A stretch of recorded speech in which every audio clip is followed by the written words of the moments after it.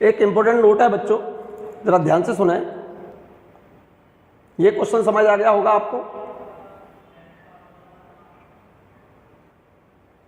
मैं बात कर रहा हूं, एक नोट है ये, बहुत सिंपल सा, इससे रिलेटेड कुछ क्वेश्चंस आया करते हैं। देखिएगा, किसी h हाइट के टावर से, h ऊंचाई के टावर से, यहां से हमने दो ऑब्जेक्ट को प्रोजेक्ट किया है, दो ऑब्जेक्ट्स को हॉरिजॉन्टल डायरेक्शन में। एक ऑब्जेक्ट के प्रोजेक्शन वेलोसिटी u1 है, दूसरे ऑब्जेक्ट की projection velocity u2 in horizontal direction.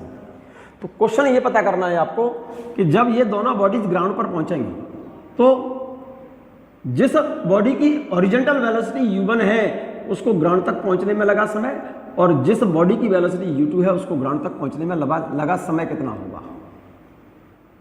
ठीक है, और इनकी हॉरिजॉन्टल रेंज, फर्स्ट बॉडी की और सेकंड बॉडी की हॉरिजॉन्टल रेंज क्या होगी। शर्त यह है यहां पर u2 ग्रेटर देन u1। ठीक है ना। तो देखो, हॉरिजॉन्टल डायरेक्शन में वेलोसिटी दोनों की डिफरेंट है, but vertical height is same. इन दोनों बॉडीज की वर्टिकल हाइट सेम है। वेलोसिटी ऑफ प्रोजेक्शन किस डायरेक्शन में दी है, हॉरिजॉन्टल डायरेक्शन में।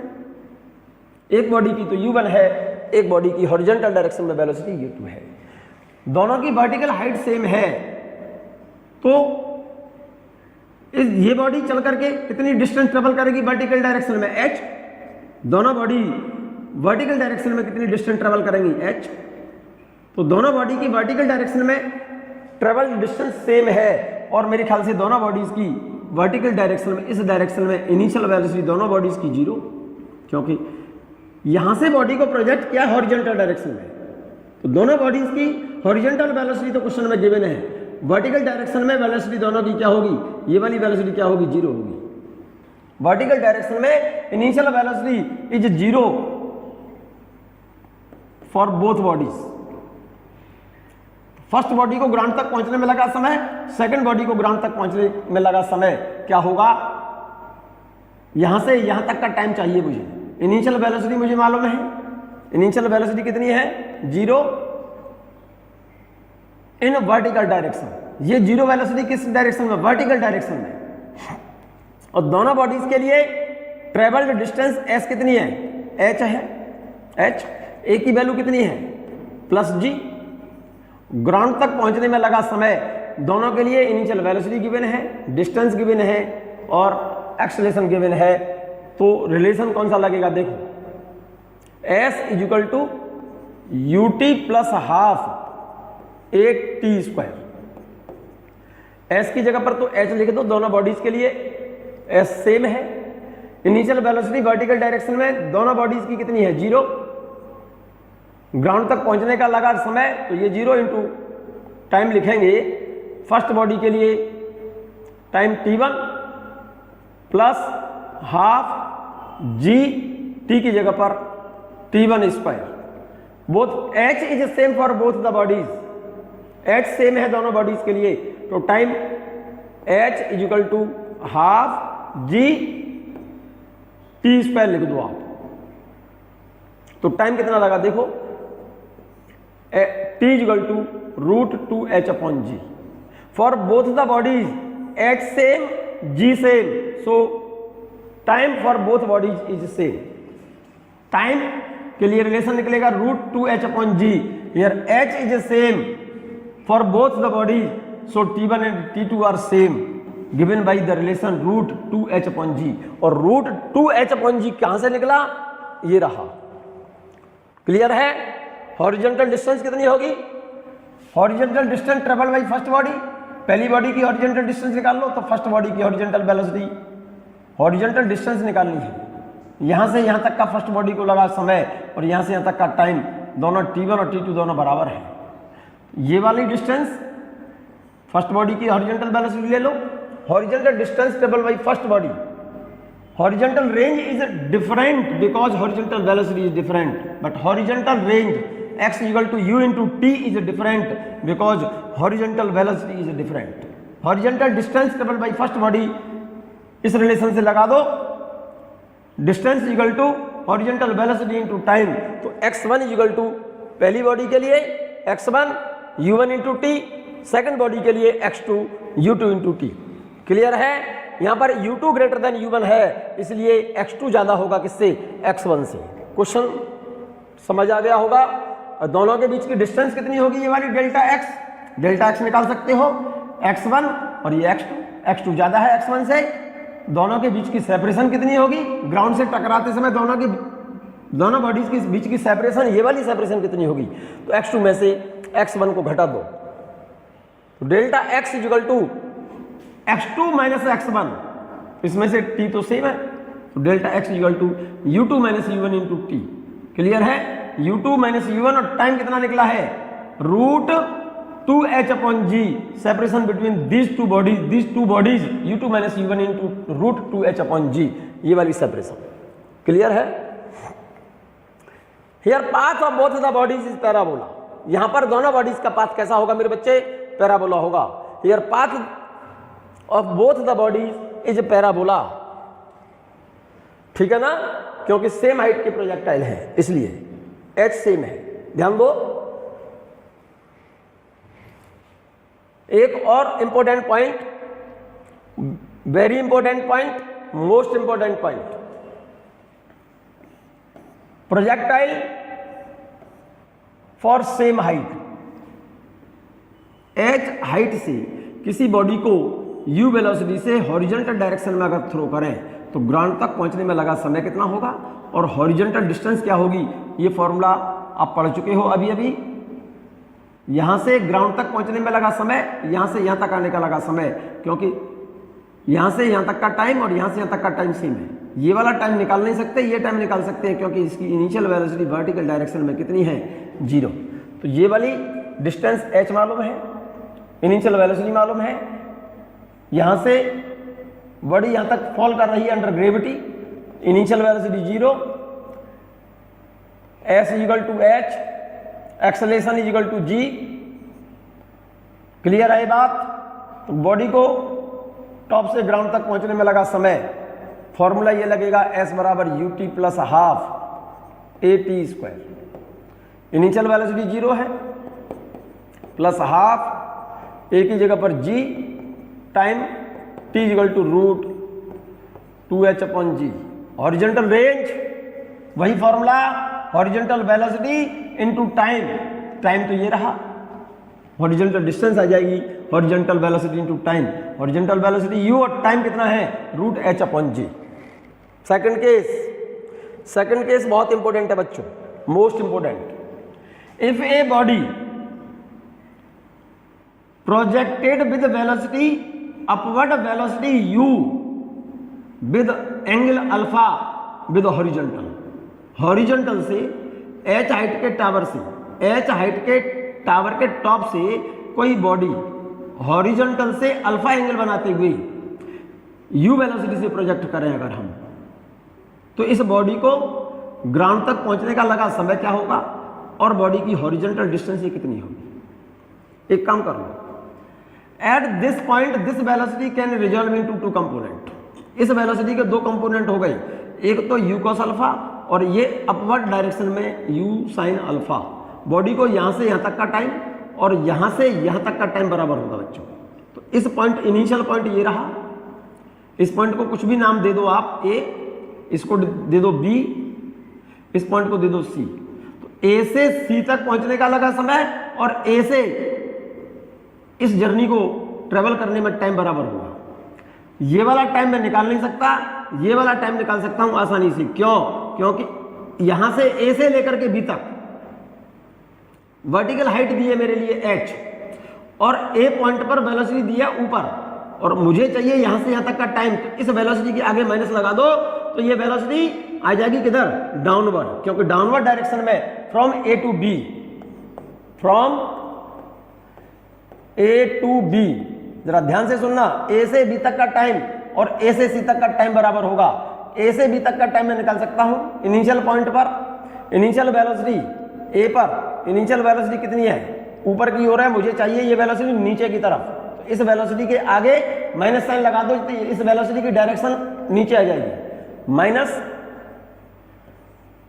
u sine alpha. और a से b तक की डिस्टेंस कितनी है, s इक्वल टू h। यहां से यहां तक का टाइम चाहिए, अंडर ग्रेविटी मोशन है बॉडी की, a बराबर g, फॉर्मूला लगाइए s बराबर ut plus half a t square. Clear है। Horizontal range S J H equal to u की जगह पर क्या लिखा जाएगा, minus u sine alpha into यहां से यहां तक का टाइम या यहां से यहां तक का टाइम बराबर है T plus half G T square. Clear है। क्वेश्चन में क्या गिवन होगा आपके लिए, या ये ऑरिजिन ये वेलोसिटी देगा, तो velocity of projection, angle of projection देगा क्वेश्चन में, और इसकी टावर की हाइट देगा, तब यहां से यहां तक का टाइम पूछेगा आपसे। एच क्वेश्चन में गिवन होगा, इनिशियल वेलोसिटी गिवन होगी यू, और ये एंगल गिवन होगा, और टाइम निकालना होगा आपको, ये टाइम निकालना होगा आपको। ये इक्वेशन बनाना सीख लो, रटो मत इसे। Horizontal distance travel by body, ये डिस्टेंस कितनी होगी, ये वाली डिस्टेंस कितनी होगी, ये वाली हॉरिजॉन्टल डिस्टेंस। हॉरिजॉन्टल वेलोसिटी का फॉर्मूला क्या है भाई, यहां से बॉडी को प्रोजेक्ट किया है आपने इधर, इस वेलोसिटी के दो कंपोनेंट किए हैं आपने, एक तो यू cos अल्फा, एक यू sin अल्फा। तो आपने बॉडी को यहां से यहां तक का टाइम बताया, और यहां से यहां तक का टाइम सेम है, यहां से यहां तक का टाइम और यहां से यहां तक का टाइम सेम है। मुझे हॉरिजॉन्टल डिस्टेंस निकालनी है, मुझे यहां से यहां तक का टाइम मुझे मालूम है, और यहां से यहां तक की डिस्टेंस निकालनी है मुझे। हॉरिजॉन्टल डायरेक्शन में वेलोसिटी क्या रहेगी, कांस्टेंट। तो जहां पर वेलोसिटी कांस्टेंट रहती है उधर फॉर्मूला लगाया जाता है speed is equal to distance upon time, then distance equal to horizontal speed into time, x equal to U cos alpha into T. Clear है। ये तो निकल आएगी हॉरिजॉन्टल डिस्टेंस, और यहां से यहां तक की हाइट देगा, वेलोसिटी ऑफ प्रोजेक्शन देगा, हॉरिजॉन्टल से एंगल देगा अल्फा। फिगर देख लो, फिगर बना लो, और इक्वेशन नोट कर लो। कर ली नोट। अगला क्वेश्चन देखो, अगला पॉइंट देखो, बहुत इंपॉर्टेंट पॉइंट है। If a body is projected, third case, if a body is projected और thrown downward at an angle alpha with horizontal, H height के टार से यहां पर बॉडी को प्रोजेक्ट किया है नीचे की ओर यू वेलोसिटी से, हॉरिजॉन्टल से कितने एंगल पर, अल्फा एंगल पर। This velocity can resolve into two component, एक कंपोनेंट तो हो गया यू cos अल्फा, और इसका एक कंपोनेंट हो गया कौन सा, यू sin अल्फा। तो हमको फाइंड करना है यहां से पॉइंट, इस पॉइंट तक, इस पॉइंट को नाम मैं बी डाल दूं, इस पॉइंट को नाम सी डाल दूं, यहां से यहां तक का टाइम कितना होगा, और इसकी हॉरिजॉन्टल डिस्टेंस कितनी होगी। मतलब x पूछेगा और यहां से यहां तक का टाइम पूछेगा। क्वेश्चन में ये वेलोसिटी देगा, हॉरिजॉन्टल से वेलोसिटी देगा, हॉरिजॉन्टल से एंगल देगा, और टार की हाइट देगा। क्लियर है। This velocity can resolve into two components, horizontal velocity you cos alpha, vertical velocity you sin alpha. तो यहां से यहां तक का टाइम बच्चों, यहां से यहां तक का टाइम सेम है। टाइम ए से सी तक का और ए से बी तक पहुंचने का समय बराबर होगा, फ्रॉम ए टू बी और from A to C, time दोनों का सेम है बच्चों। क्लियर है। फॉर्मूला लगाइए। पॉइंट, इनिशियल पॉइंट ये रहा, फाइनल पॉइंट ये रहा। इनिशियल पॉइंट पर डायरेक्ट वर्टिकल डायरेक्शन में वेलोसिटी इनिशियल कितनी है, ए पॉइंट पर इनिशियल वेलोसिटी कितनी है, डाउनवर्ड डायरेक्शन में ही दी है, कितनी, यू sin अल्फा लिखेंगे। ठीक है। एस की जगह पर एच लिखा जाएगा, ये एच है ये रही, और ए की जगह पर क्या लिखेंगे, जी। इक्वेशन में मोशन लगाइए, एस बराबर U T plus half G T square direct लिख दिया है मैंने, ए की जगह पर जी लिख दिया है। एच इक्वल टू यू की जगह पर क्या लिखूंगा, you sin alpha into T plus half G T square. ये बात क्लियर है, ये बात क्लियर है। हॉरिजॉन्टल रेंज निकालनी है ये वाली, हॉरिजॉन्टल वेलोसिटी इंटू यहां से यहां तक का टाइम, और यहां से यहां तक का टाइम, यहां से यहां तक का टाइम सेम है, तो हॉरिजॉन्टल डिस्टेंस होगी horizontal velocity into time. Horizontal velocity कितनी है, you cos alpha into time, यहां से निकलेगा, इस फॉर्मूले में डाल देना, ये हॉरिजॉन्टल डिस्टेंस निकल आई। क्लियर। एक और इंपॉर्टेंट पॉइंट बच्चों, वेरी इंपॉर्टेंट पॉइंट, कई क्वेश्चन है इसके ऊपर, समझना इस बात को। Range of a projectile is same for angle of projection is alpha and 90 minus alpha. अगर एंगल ऑफ प्रोजेक्शन अल्फा है और 90 माइनस अल्फा है तो हॉरिजॉन्टल रेंज सेम होगी। कैसे सेम होगी पहले ये समझो। हॉरिजॉन्टल रेंज का फॉर्मूला क्या है, आर बराबर U square upon G sine 2 alpha होता है।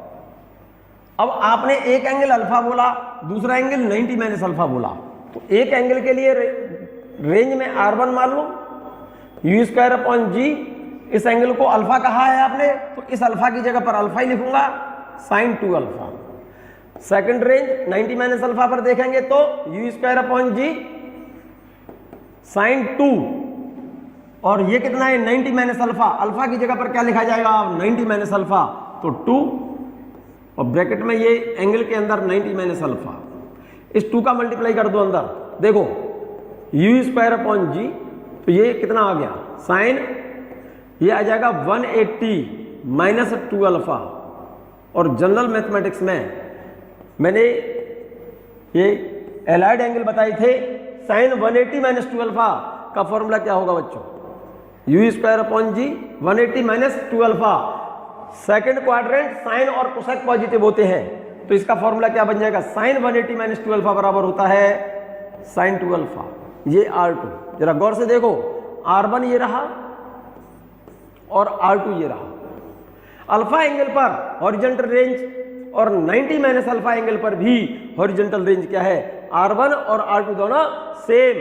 सो R1 is to R2 is equal to 1:1। इसका मतलब क्या हो गया, अल्फा और 90 माइनस अल्फा पर हॉरिजॉन्टल रेंज क्या है, बराबर है, सेम है, दोनों का रेशियो 1:1 होगा। फॉर एग्जाम्पल जैसे range is same for 20 degree and 70 degree, जो रेंज 20 डिग्री पर होगी मेरे बच्चे वही रेंज 70 डिग्री पर होगी।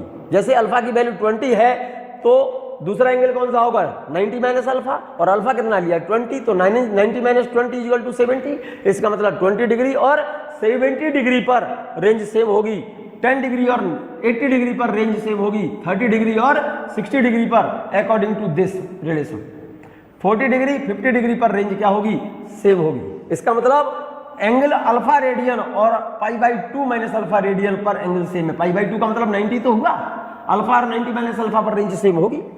क्लियर है ये बात। Second point, second important point देखिएगा, ये नोट देखो जरा ध्यान से, ये नोट समझ में आ गया ठीक से। Range of projectile is same for angle of projection is alpha and 90 minus alpha. Alpha और 90 माइनस अल्फा पर रेंज सेम है तो 20 डिग्री 70 डिग्री पर सेम होगी। अल्फा की वैल्यू 10 तो 90 माइनस अल्फा की वैल्यू कितनी 80, तब भी रेंज सेम होगी। अल्फा की वैल्यू 30 तो 90 माइनस अल्फा की वैल्यू कितनी होगी 60, तब भी रेंज सेम। अल्फा की वैल्यू 40 तो 90 माइनस अल्फा कितना हो जाएगा 90 माइनस 40 का मतलब 50 हो गया, तो 40 डिग्री पर और 50 डिग्री पर भी रेंज सेम है। इसका मतलब क्या हो गया, range is same for angle radian में। अगर मैंने अल्फा रेडियन बोला है तो इस 90 माइनस अल्फा को क्या बोलूंगा π/2 माइनस अल्फा रेडियन पर रेंज सेम है। सेकंड नोट, सेकंड पॉइंट देखिए, ड्यू टू एयर फ्रिक्शन। अगर हम एयर फ्रिक्शन को बेटा नेग्लेक्ट मान लें, ठीक है ना, तो आपने फॉर्मूले time of flight, vertical height और horizontal range, if air friction is neglected, क्या बेटा, if air friction is neglected, air friction को क्या करते हैं नेग्लेक्ट करते हैं, तो टाइम ऑफ फ्लाइट के लिए फॉर्मूला क्या निकाला था आपने 2u साइन अल्फा अपॉन जी। ध्यान है, वर्टिकल हाइट के लिए फॉर्मूला क्या था u square sine square alpha upon 2g, maximum height attained by projectile, and horizontal range r is equal to u square sine 2 alpha upon g। अब वो ये कह रहा है मेरे बच्चे, ड्यू टू एयर फ्रिक्शन, अगर एयर फ्रिक्शन को नेग्लेक्ट न करें, एयर फ्रिक्शन को कंसीडर किया जाए, then time of flight increase. पूरी जर्नी में टाइम ऑफ फ्लाइट का मतलब प्रोजेक्टाइल पाथ को कंप्लीट, जैसे मान लो ऑब्जेक्ट को मैंने यहां से थ्रो किया u वेलोसिटी से हॉरिजॉन्टल से अल्फा एंगल पर, तो ये प्रोजेक्टाइल पाथ ही होगा इसका। इस जर्नी को, पूरी जर्नी में जो टाइम लगता है उस टाइम को बोलते हैं टाइम ऑफ फ्लाइट। अगर एयर फ्रिक्शन को हम कंसीडर करें, एयर फ्रिक्शन को नेग्लेक्ट न करें, तो इस कंप्लीट जर्नी में लगा समय बढ़ेगा, इंक्रीज होगा बच्चों, इंक्रीज कर जाएगा, क्योंकि एयर फ्रिक्शन के कारण जी की वैल्यू क्या होगी, डिक्रीज होगी। वैसे भी एयर, हवा का अगर दबाव है तो कंप्लीट जर्नी में लगा समय इंक्रीज होगा, and maximum height and horizontal range both the decrease, maximum height decrease and also range also decrease. Horizontal, vertical height और हॉरिजॉन्टल रेंज ये तो दोनों घटेंगी, और टाइम ऑफ फ्लाइट बढ़ेगा। कब? जब एयर फ्रिक्शन को हम नेग्लेक्ट न करें, एयर फ्रिक्शन को कंसीडर करेंगे, टाइम ऑफ फ्लाइट बढ़ जाएगा और वर्टिकल हाइट और हॉरिजॉन्टल रेंज घटेगी। क्लियर है ये बात? थर्ड पॉइंट देखो, path of a projectile with respect to ground is parabola. Path of projectile, path of a projectile with respect to the ground, जैसे मैं यहां पर ग्राउंड पर खड़ा हूं, यहां से किसी ऑब्जेक्ट को फेंक दूं तो उस पाथ का, उस प्रोजेक्टाइल का पाथ जो होगा वो कैसा होगा, पैराबोलिक पाथ होगा।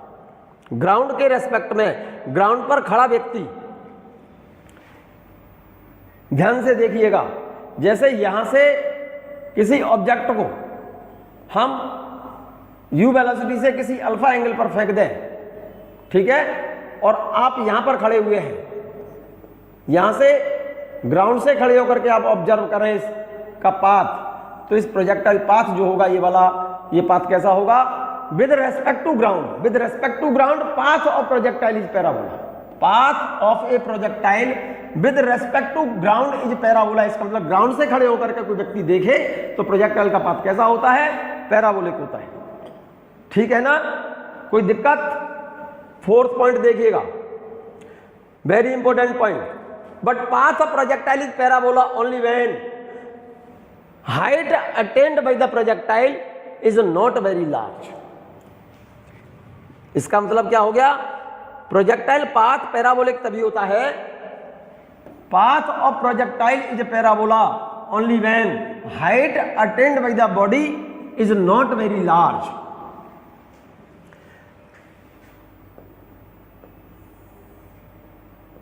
किसी बॉडी के द्वारा प्रोजेक्टाइल पाथ पर अटेन्ड हाइट, ये बहुत नॉट वेरी लार्ज का मतलब हाइट, ये वाली जो हाइट है ये हाइट कम है, तब इसका पाथ पैराबोलिक होगा। और अगर ये हाइट बहुत ज्यादा हो तो उस केस में प्रोजेक्टाइल पाथ, मेरे बच्चे, हाइट बहुत ज्यादा है, हाइट बहुत ज्यादा है, तो ये वाला जो पाथ होता है ये हाइट इस हाइट के कंपैरिजन में ज्यादा है, हाइट कम है तब तो पाथ पैराबोलिक होता है। और प्रोजेक्टाइल की वर्टिकल हाइट ही अगर ज्यादा है तो उसका जो पाथ होता है ये वाला, ये पाथ इलिप्टिकल पाथ कहते हैं इसको, इस पाथ को बोलते हैं इलिप्टिकल पाथ। ठीक है ना, इसीलिए लाइन लिखी है बच्चों, but path of projectile is parabola only when height attend by the body is not very large. Height कम है तो पाथ पैराबोलिक होगा। If height is attend by the projectile is very large, projectile के द्वारा attend की गई height बहुत ज्यादा है, for example in case of intercontinental missile, then the path of the body is elliptical. तो पाथ कैसा होगा बेटा, कॉन्टिनेंटल मिसाइल जो होती है वो ज्यादा ऊंचाई तक जाती है, ज्यादा हाइट तक जाती है, तो उसका पाथ पैराबोलिक ना होकर ये इलिप्टिकल पाथ बोलते हैं बच्चों इसको। कौन सा पाथ बोलते हैं, इलिप्टिकल। फिफ्थ पॉइंट देखिएगा, फिफ्थ पॉइंट देखो, इंपोर्टेंट पॉइंट लिखा है, फिगर बना लीजिए। किसी बॉडी का पाथ ग्राउंड पर खड़ा व्यक्ति देखे तो ग्राउंड के रेस्पेक्ट में इस प्रोजेक्टाइल पाथ कैसा होगा, इसका ये पैराबोलिक होगा। ग्राउंड पर खड़ा व्यक्ति अगर इस पाथ को ऑब्जर्व करेगा तो ये क्या बोलेगा, ये पाथ पैराबोलिक है। ठीक है नहीं, ये पाथ कैसे है, पैराबोलिक है। लेकिन इस पैराबोला पर और इस पैराबोला पर इस ऑब्जेक्ट को, इस ऑब्जेक्ट की मोशन इस पैराबोलिक पाथ से ऑब्जर्व कर रहा है, ये व्यक्ति इसका पाथ ऑब्जर्व कर रहा है। तो इसका पाथ ये व्यक्ति क्या बताएगा, जब ये व्यक्ति आगे जाएगा, यहां पर पहुंचा ये व्यक्ति, तो ये भी तो यहां पहुंचेगा, तो इसको तो ऐसा लगेगा, इस व्यक्ति को, इस व्यक्ति का जो पाथ जो ऑब्जर्व करेगा तो इसको क्या प्रतीत होगा कि हम तो एक दूसरे के पैरेलल चल रहे हैं। इसका मतलब प्रोजेक्टाइल, एक प्रोजेक्टाइल का दूसरे प्रोजेक्टाइल के रेस्पेक्ट में पाथ कैसा होगा, स्ट्रेट लाइन, और ग्राउंड के रेस्पेक्ट में एक प्रोजेक्टाइल का पाथ कैसा होगा, पैराबोलिक। ये बात लिखी है, path of one projectile with respect to the other projectile is straight line. एक प्रोजेक्टाइल का दूसरे प्रोजेक्टाइल के रेस्पेक्ट में पाथ तो कैसा बताएगा, वो स्ट्रेट लाइन, और ग्राउंड पर खड़ा व्यक्ति इस प्रोजेक्टाइल का पाथ जो बताएगा तो कैसा बताएगा, पैराबोलिक। क्लियर है? 6th पॉइंट देखिएगा, a ball is allowed to fall out of a moving train. A ball is allowed to fall out of a moving train. किसी चलती हुई ट्रेन में आप बैठे हैं, जैसे किस में बैठे हैं, किसी ट्रेन में बैठे हैं, ट्रेन से आप यात्रा कर रहे हो या किसी बस में बैठे हो, ठीक है। जैसे ये ट्रेन है, ट्रेन चल रही है, मान जाइए, और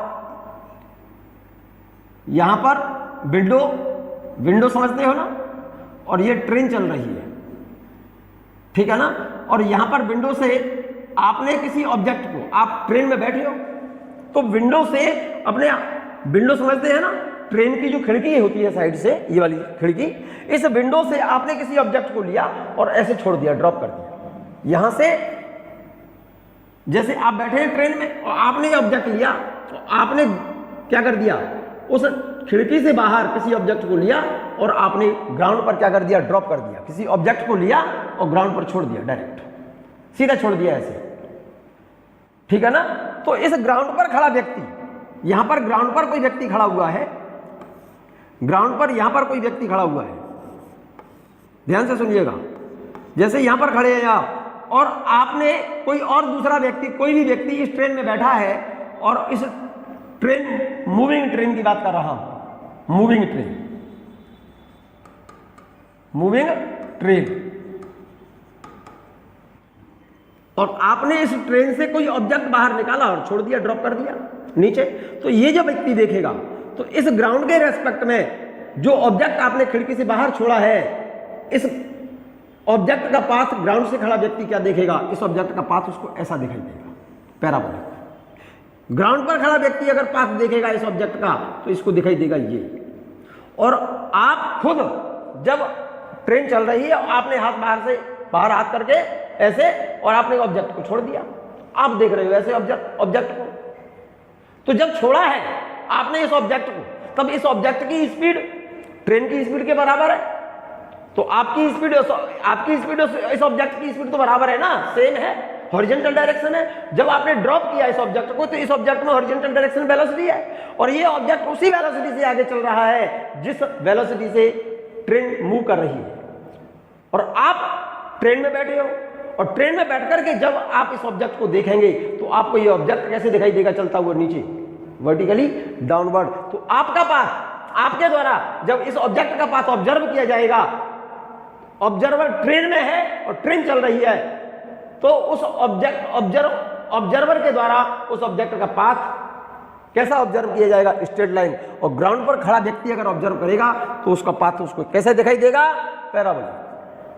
ये बात लिख दी आपने। A ball is allowed to fall out of a moving train, अरे बात आपने ही तो गिराई होगी ना। Then with respect to ground, ground पर खड़ा व्यक्ति अगर उसको देखता है तो उसका पाथ उसको कैसा दिखाई देगा, parabolic. But the path of ball will be vertical with respect to the train, respect के किसके, ट्रेन के रेस्पेक्ट में उसका पाथ कैसा होगा, स्ट्रेट लाइन। और ग्राउंड पर खड़ा व्यक्ति अगर उसको देखेगा तो उसके रेस्पेक्ट में उसका पाथ कैसा होगा, पैराबोलिक। ये बात क्लियर हो गई होगी। अगला पॉइंट देखिएगा ध्यान से, मोस्ट इंपोर्टेंट पॉइंट, सिंपल सा पॉइंट है, ध्यान से सुनिए। आपको ट्रेन में बिठा करके यात्रा करा रही है, चलो मान लो ये ट्रेन है, कोई ट्रेन का कंपार्टमेंट, ट्रेन है, ट्रेन यहां पर कांस्टेंट वेलोसिटी से चल रही है, ट्रेन में आगे की ओर वेलोसिटी कांस्टेंट है और ट्रेन इज एट रेस्ट, या तो कांस्टेंट वेलोसिटी से ट्रेन चल रही है या फिर ट्रेन रेस्ट पर है, खड़ी हुई है ट्रेन, इट मीन्स उसका एक्सेलरेशन कितना है, 0।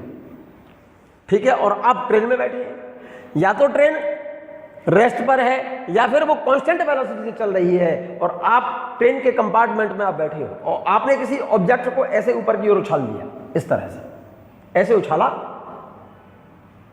तो वेलोसिटी ट्रेन की और आपकी वेलोसिटी तो कांस्टेंट है, एक्सेलरेशन तो ना तो ट्रेन में है ना आप में है, आपने ऑब्जेक्ट को उछाला ऊपर की ओर, तो ऑब्जेक्ट ऊपर जाएगा, ऊपर से डायरेक्ट सीधा आपके हाथ में ही आएगा डायरेक्ट, तो उसका पाथ कैसा होगा, एग्जैक्ट स्ट्रेट लाइन होगा, ऊपर जाएगा ऑब्जेक्ट और डायरेक्ट उसी पाथ से वापस आएगा, क्योंकि एक्सेलरेशन कितना है, 0। अगर आगे चलते समय ट्रेन में मेरे बच्चे एक्सेलरेशन है, जैसे ये ट्रेन है, सोचो ट्रेन पहले रेस्ट पर थी या कांस्टेंट वेलोसिटी से चल रही है, ऑब्जेक्ट को उछालेंगे ऊपर तो ऑब्जेक्ट वर्टिकल हाइट तक जाएगा ऊपर तक, फिर लौट करके उसी पाथ से वापस आएगा, सेम पाथ से रिट्रेस होगा, वापस आएगा, ऑब्जेक्ट को उछाल देंगे तो ठीक आपके हाथ में ही आएगा वो ऑब्जेक्ट डायरेक्ट। और उसी समय जैसे ये ट्रेन है, ट्रेन मान लो पहले रेस्ट पर है, ट्रेन जस्ट चलने वाली है, और जैसे ट्रेन ने चलना शुरू किया, मीन्स ट्रेन में जैसे ही एक्सेलरेशन है, मीन्स ट्रेन की जैसी वेलोसिटी इंक्रीज हो रही, आगे चलते समय इंक्रीज हो, और उसी समय आप यहां से किसी ऑब्जेक्ट को अपवर्ड डायरेक्शन में उछाल दें, ऊपर की तरफ उछाल दें, ऊपर की तरफ उछाल दें, और उसी समय ट्रेन चलने लगे, अचानक से ट्रेन आगे चलने लगी और ट्रेन का तो आगे चलना प्रारंभ हुआ एक्सेलरेशन से, मीन्स बढ़ती हुई वेलोसिटी से, आपने ऑब्जेक्ट को ऊपर उछाला, तो तुरंत ट्रेन जैसे ही आगे चलेगी तो तुरंत उसका सीडो फोर्स किधर लगेगा, पीछे की ओर, तो डेफिनेटली ऑब्जेक्ट ऊपर न जा करके इस पाथ को फॉलो करेगा पीछे की तरफ, ऐसे। ये कौन सा पाथ फॉलो करेगा, पैराबोलिक पाथ। अगर यहां पर कोई व्यक्ति बैठा है तो डेफिनेटली ऑब्जेक्ट जाकर के इसके सर पर ही गिरेगा, ठीक है।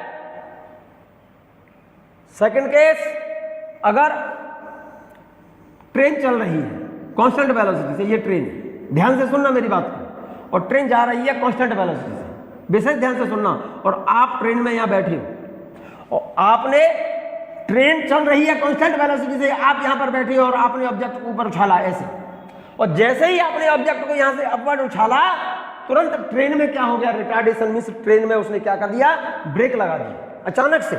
जैसे ही आपने इस ऑब्जेक्ट को उछाला, उसी समय ट्रेन में क्या जनरेट हो गया, रिटार्डेशन, मींस ट्रेन में क्या लगा दिया, उसने ब्रेक लगा दी, इट मींस उसकी वेलोसिटी तुरंत उसी समय क्या हुई, डिक्रीज हुई, और तुमने ऑब्जेक्ट को ऊपर उछाला है और ट्रेन की स्पीड स्लो हो गई, एक रिटार्डेशन हो गया, अचानक से ट्रेन की स्पीड रुकी, आपने तो ऑब्जेक्ट उछाला था और ट्रेन की स्पीड घट गई, तो ऑब्जेक्ट किधर जाएगा, क्योंकि आप जब ट्रेन में बैठे हो तो जो स्पीड ट्रेन की है वही स्पीड आपके पास जो ऑब्जेक्ट है उसकी है। आपने जैसे ही अपने ऑब्जेक्ट का उछालना हुआ, तुरंत उसने ट्रेन में ब्रेक लगा दिया, ट्रेन में तो ब्रेक लगा दिया, लेकिन इस ऑब्जेक्ट में तो वेलोसिटी आगे की ओर है, आपने तो ऊपर उछाला था, लेकिन ऑब्जेक्ट भी तो चल रहा है ट्रेन के साथ साथ आगे, ब्रेक ट्रेन में लगाया है, आप में नहीं लगाया। आपने जैसे ही ऑब्जेक्ट को उछाला, तुरंत ट्रेन को उसने क्या कर दिया, ब्रेक लगा दिए, तो ट्रेन में ब्रेक लगा दिए तो ऑब्जेक्ट तो आगे की ओर जाएगा ना, ठीक है ना, ये इस बात को फॉलो करेगा। यहां पर कोई व्यक्ति बैठा है तो उसके ऊपर गिरेगा ये डेफिनेटली, तो उसका पाथ कैसा होगा, फॉरवर्ड डायरेक्शन में पैराबोलिक होगा, और अगर ट्रेन में आगे की ओर एक्सेलरेशन है तो बैकवर्ड डायरेक्शन में जाकर के बॉडी गिरेगी। अगला पॉइंट, वही मूविंग ट्रेन, ध्यान से सुनिएगा, वही मूविंग ट्रेन है, चलती हुई ट्रेन, ध्यान से सुनिएगा। 3 पॉइंट बनाए हैं मैंने बच्चों, 9th पॉइंट ध्यान से देखो, ये ट्रेन है, ट्रेन में तो बैठे हो आप, ऊपर वाली बर्थ पर बैठे हो, यहां पर ट्रेन में बर्थ होती है ना ऊपर, यहां नहीं होती है, यहां पर बैठे हो आप, ट्रेन रेस्ट पर है या कांस्टेंट वेलोसिटी से चल रही है, इसका मतलब उसका एक्सेलरेशन 0 है। आप यहां बैठे हो और आपने, और ट्रेन चल रही है कांस्टेंट वेलोसिटी से, या फिर ट्रेन रेस्ट पर है, खड़ी हुई है ट्रेन, और आप ऊपर बैठे ऊपर वाली बर्थ पर, और आपने किसी ऑब्जेक्ट को छोड़ा, तो डायरेक्ट उसका पाथ कैसा होगा, स्ट्रेट लाइन। यहां पर कोई व्यक्ति बैठा है, तुरंत इसके ऊपर ही गिरेगा बेटा, इसके हाथ में आएगा, आपने ऊपर से छोड़ा, नीचे वाले व्यक्ति बैठा है उसने हाथ में ले लिया, समझ गए ना, डायरेक्ट उसका पाथ स्ट्रेट लाइन होगा। और अगर आप यहां ऊपर वाली बर्थ पर बैठे हो, ट्रेन में आगे की ओर, ट्रेन रेस्ट पर थी पहले, यहां से ऑब्जेक्ट छोड़ा तो पाथ उसका स्ट्रेट लाइन होगा। और आपने जैसे ही ऑब्जेक्ट को छोड़ा तुरंत मेरे बच्चे ट्रेन आगे चल पड़ी एक्सेलरेशन से, तो तुरंत क्या ऑब्जेक्ट नीचे ऐसे ही गिरेगा? क्या नहीं गिरेगा। ऑब्जेक्ट का पाथ होगा पैराबोलिक इस डायरेक्शन में। ऑब्जेक्ट ऐसे नहीं आएगा क्योंकि इसमें एक्सेलरेशन आगे की ओर है, तो उसका शैडो फोर्स पीछे की तरफ लगेगा बैकवर्ड डायरेक्शन में, तो ऑब्जेक्ट इस वाले पाथ को फॉलो करते हुए नीचे आएगा, इधर इस वाले पाथ को। तो यहां पर जो भी व्यक्ति बैठा है उससे टकराएगा, ठीक है। और अगर उसी समय, जिस समय आपने ऑब्जेक्ट को छोड़ा यहां से नीचे की तरफ, उसी समय ट्रेन में क्या कर दिया? रिटार्डेशन मींस ट्रेन में ब्रेक लगा दिया। और जैसे ही ट्रेन में ब्रेक लगाएगा, और तुमने ऑब्जेक्ट ऐसे छोड़ा था, ट्रेन रुक गई, मतलब ब्रेक लगा दिया ट्रेन में मींस रिटार्डेशन हुआ, तो ऑब्जेक्ट किधर जाएगा? क्योंकि पहले तो ट्रेन आगे चल रही थी, आपके पास जो ऑब्जेक्ट है वो भी आगे चल रहा है, ट्रेन तो रुक गई लेकिन ऑब्जेक्ट तो आगे चल रहा है ना, तो ऑब्जेक्ट का पाथ फिर कैसा होगा? पैराबोलिक इस डायरेक्शन में। क्लियर है? और अगर मूविंग ट्रेन में किसी बाल्टी में या किसी ड्रम में पानी भरा है, किसी ड्रम में पानी भरा हुआ है बच्चों, किसमें? ड्रम में, और ट्रेन खड़ी हुई है, रेस्ट पर है या फिर कांस्टेंट वेलोसिटी से चल रही है, जरा गौर से देखना उसका पानी का लेवल बिल्कुल कैसा होगा? हॉरिजॉन्टल, फ्लैट होगा बिल्कुल। जब ट्रेन रेस्ट पर है, खड़ी हुई है, बाल्टी में पानी है, तो लेवल कैसा होगा पानी का? बिल्कुल फ्लैट होगा, ऐसा। और अगर अचानक से पानी रखा हुआ बाल्टी में और ट्रेन अचानक से चलने लगी एक्सेलरेशन से, तो पानी का जो लेवल है वो इधर की तरफ जाएगा, पीछे की तरफ, ऐसे चढ़ जाएगा पानी का लेवल, ऐसे, ठीक है ना? ऐसे बन जाएगा पानी का लेवल। हॉरिजॉन्टल से ये लेवल कितने एंगल से? थीटा एंगल से ऊपर राइज कर जाएगा इधर। और अचानक से अगर ट्रेन में ब्रेक लगा दी, चलती हुई ट्रेन कांस्टेंट वेलोसिटी से चल रही है, तो लेवल ऐसा होगा। और उसी समय उसने क्या कर दिया? ट्रेन में ब्रेक लगा दिए, रिटार्डेशन कर दिया। रिटार्डेशन कर देंगे, ब्रेक लगा देंगे, तो पानी का लेवल हॉरिजॉन्टल ना होकर के वर्टिकल से, हॉरिजॉन्टल से ये एंगल बनाएगा। ये वर्टिकल हाइट इतनी ऊपर राइज कर, इधर राइज कर जाएगा, तो पाथ उसका प्लेन जो होगा, उसका पानी का जो लेवल होगा किसमें? बाल्टी में, इस तरह से होगा, ठीक है ना? तो इसके लेवल की, वाटर लेवल हॉरिजॉन्टल से कितना एंगल बनाएगा? ये वाटर लेवल हॉरिजॉन्टल से कितना एंगल बनाएगा? इसके लिए relation tan theta equal to A/G। ये फॉर्मूला हम सर्कुलर मोशन पढ़ाएंगे, वहां बताएंगे आपको। आप अभी इसे नोट कर लीजिए। कर लिया? प्रोजेक्टाइल पाथ, इस टॉपिक के क्वेश्चंस, इससे रिलेटेड क्वेश्चंस, इससे पहले वेक्टर, उससे पहले रेक्टिलिनियर मोशन और ये प्रोजेक्टाइल मोशन, इन सभी के क्वेश्चंस पहले एक चैप्टर, एक मोशन इन ए प्लेन में एक चैप्टर और कंप्लीट कराऊंगा मैं, सर्कुलर मोशन, फिर मैं तीनों चैप्टरों के क्वेश्चंस डिस्कस कराऊंगा बच्चों अगले लेक्चर में, ठीक है?